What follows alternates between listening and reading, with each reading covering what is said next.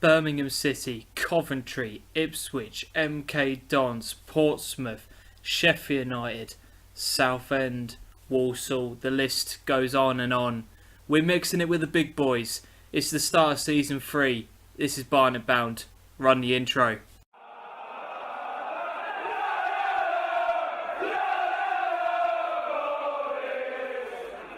We have had to dig deep into the transfer market to prepare for the opener of season 3. It has been a tough transfer window, and I mean tough.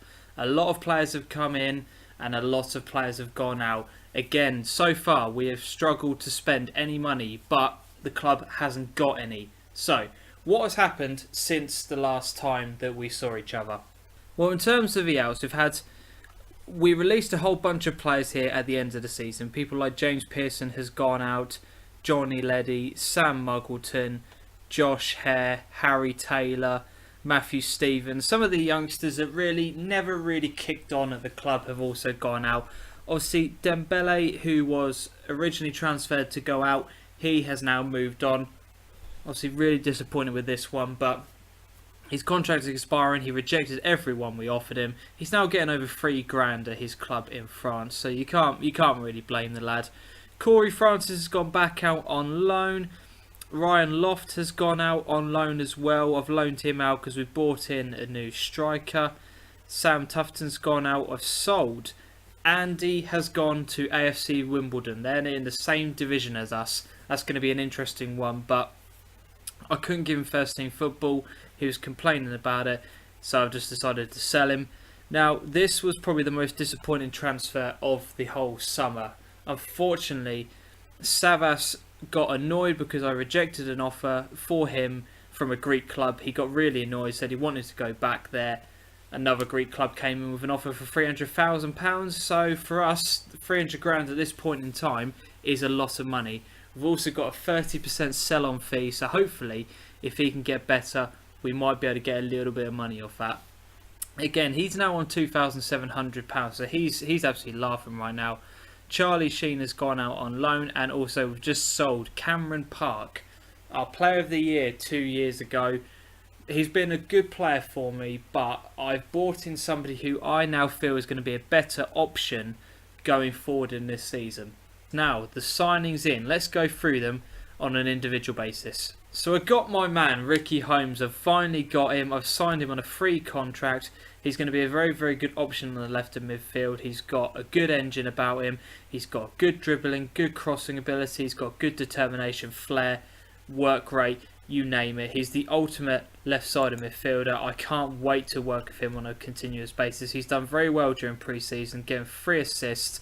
Joe Rafferty, right back. I've completely reshaped the entire back four, and this is going to be my main right back going forward for the season. He has got a lot about him, good tackling, good marking, good work rate.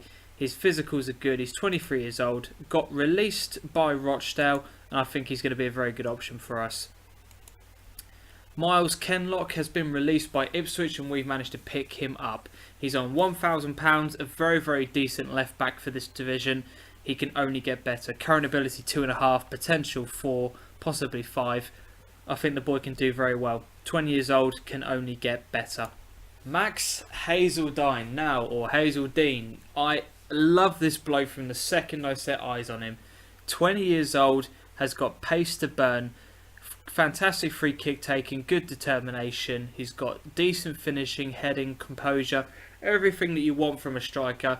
He is going to be class for us. As I said, he absolutely tore us apart last season for Accrington, and we've now got him on a free contract. I cannot wait to start using him. I'm really looking forward to this signing.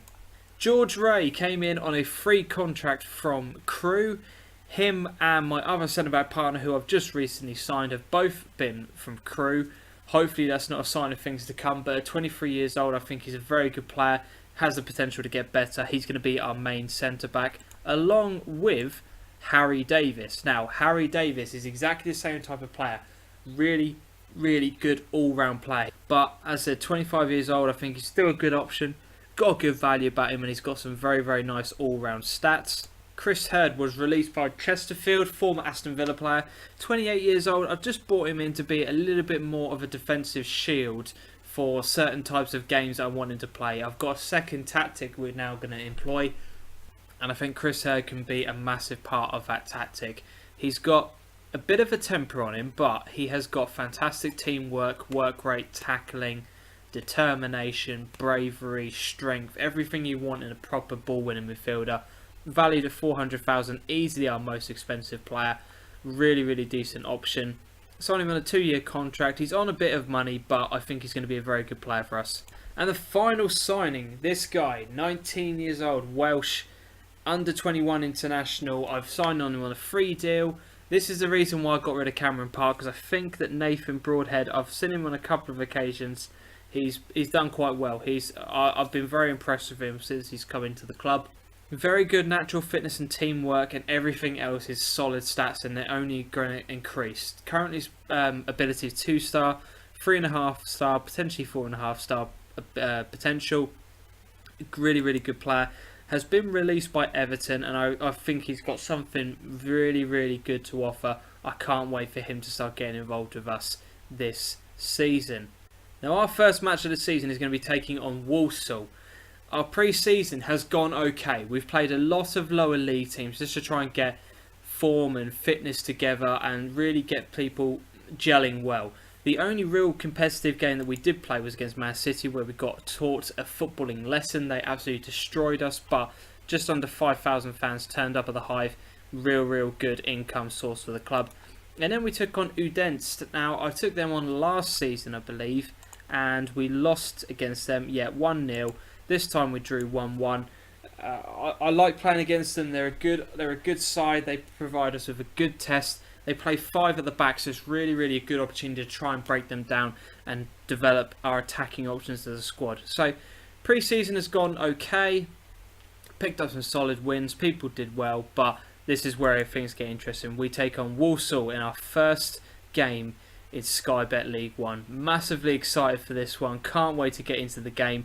Let me just show you how we line up for today's match. So, we've got Benjamin Seagrest in goal, a complete new back four of Rafferty, Davis, Ray and Kenlock. The midfield four, other than Ricky Holmes, is pretty much standard. Bywater, DeMeo and Randall in the middle. Top two, John Akinde and Tom Youngs. I'm sticking with these two for the first game and just going to see how things go. You'll be able to have a look at some of the people we've got on the bench and some of the people who have been left out. We're still trialling a couple of players because I want to boost the centre midfielder options, just because obviously we've lost Savas, and I just want to give us a little bit more options going forward. So that's enough of the updates that you need to know. Let's get into the game. We're away from home against Walsall. It's going to be a tough opening game, but I have faith in the boys. Let's go and get a result. So in terms of the game for today, the bookies and also 442 make this a Walsall victory. They're saying that I can see Walsall edging in the match. It'll be tough and Barnet won't roll over, but the Saddlers will get my vote. They're the evens favourites. The draw and Barnet at 11-5. So no way, it's by no means a walkover, but they're predicting that Walsall will get the result. As I said, this is going to be a good test for us to see where we're kind of at.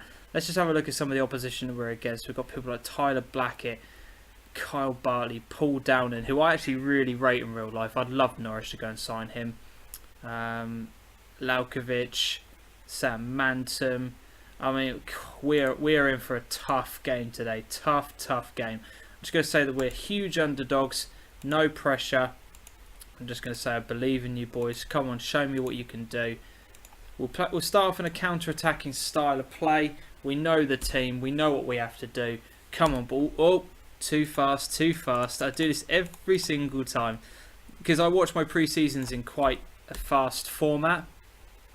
I do speed up the games quite a bit. So, I said, quite nervous for this. This is going to be, as I said, a very good test to see where we are. Let's just extend the league table a little bit. First highlight goes the way of Walsall. Bradshaw. Oh, shocking start. 10 minutes into the game, we're already 1-0 down. So here it is. Jones with the free kick in. Oh, that is shocking keeping. That is absolutely appalling keeping. How can you... Oh, I don't even know. Anyway, Holmes is on the ball now. Plays into John Akinde. Shot. saved. Decent response, very, very decent response. That's more like it. So, goal kick now. It looks like it's going to be played long to Bywater, but Blackett clears it to Clark. Going to play inside to Bradshaw. Bradshaw just collects the ball to Kinsella. We need to make a challenge somewhere along the lines. Doesn't happen. Jones with the ball in. Rafferty, I don't know what's happened. He's handled the ball apparently. Oh, penalty to Walsall. Can they make it 2-0 inside 18 minutes of the game? Bradshaw steps up and he coolly slots home. That's 2-0 to Walsall. What an awful start. Yeah, there's the replay. Just keeping is leaving little to be desired. Ball into the box now and it is cleared. Only as far as Laukovic, who plays it to Mantum. Plays it back to Tyler Blackett. To Mantum. Intercepted by Randall, and now can we break? John Akinde's on the ball. He needs to look up. He does. He plays a good ball over to Holmes. Right, he's one-on-one with the keeper. I don't think he's going to get any support. Although, oh, what was that? Oh, I built him up so much during pre-season. Oh, my word. Right, Bartley clears it. Jones gets the flick on, and Bradshaw's there just to collect to Kinsella. They're very good on the ball, Walsall. I'll give them their due. They are very, very clever with the way that they collect the ball and just pass and move. They're very, very efficient with what they're doing. Laukovic comes into the middle, skips inside, just wide. Long ball up to John Akinde. He needs to get a flick on. He does to Youngs. We need to start passing around a little bit better because so far it hasn't been great. Randall just gives the ball away. Oh, just it's like Football Manager can hear what I'm saying. Laukovic inside now to Mantum. Plays a good ball out to Blackett though. On the left hand side, plenty of time. Skips past his marker and it's cleared only as far as Kinsella. And it's in. Oh my word. Deflection in off Davis and it's 3-0. That is game over, I'm afraid. Couple of substitutions at half time then. I'm just going to bring on Jarrell Sellers.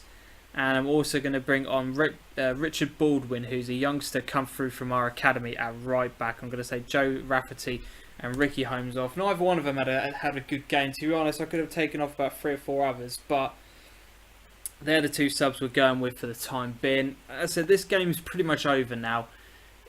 It's just a case of sort of damage limitation, really. But I just want to give Baldwin an opportunity, see what he can do. And just see whether or not Sellers can do anything in this league. He might be a decent option for us going forward.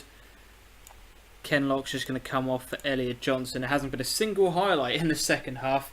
Not really more for not to kind of report. There hasn't been anything that I can really show you to kind of get you involved in the second half. It's just kind of petering out into a loss for us, unfortunately. But Davis clears it up to John Akinde. Can we get ourselves a consolation goal? Tom Young's through one-on-one with the goalkeeper, saved. Even can't get ourselves a consolation goal. That is disappointing.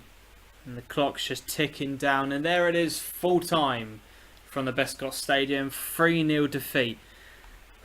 Welcome to League One, eh? Welcome to League One. I'm just going to say I'm not happy with that performance, boys. That is shocking. Yeah, welcome to League One. Absolutely awful start. Awful start. But what I'm going to do is I'm going to skip forward quite a few games and I'm going to bring you the MK Dons match. The reason why is because I want to bring you the first half of the season in quite big chunks. And the next game after that will be Ipswich Town. I cannot stand Ipswich, so I really want to play them in the live com for you. So yeah, the next one will be MK Dons and then it will be Ipswich.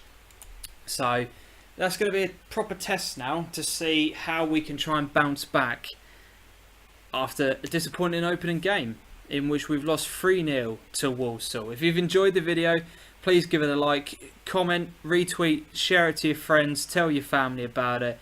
Barnet are in League One. It's going to be a tough journey, but I hope you guys can all join me for the ride. It's going to be fun to see how we get on. As always on the channel, until next time, adios.